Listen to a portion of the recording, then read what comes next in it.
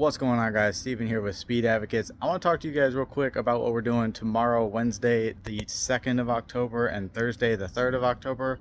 We're putting together a couple car meet locations where we're accepting donations for those that were affected by Hurricane Helene, however you pronounce that.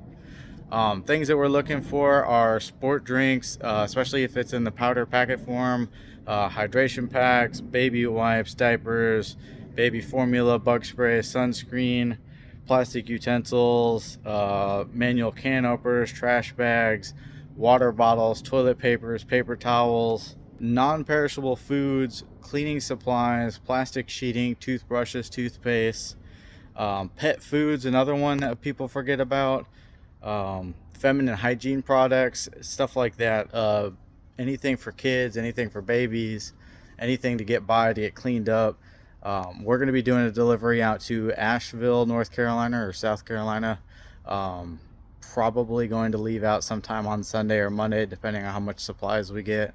We've got a few trucks and trailers that are ready to go, volunteers that are ready to go. Also, we are accepting, if you would like to, it's $140 a barrel of 55 gallons for gas.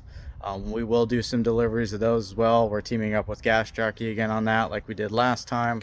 I think last time we delivered almost 40 55 gallon barrels of fuel to Hurricane Ida. Obviously this is a little bit more of a drive, but if you would like to do cash donations, we are accepting those as well. All of that will be going towards fuel and fuel only. If you have any questions, comments, concerns, you want to reach out to us. Tomorrow, Wednesday, we'll be at BoomerJacks in Webster from 6 p.m. to 9 p.m.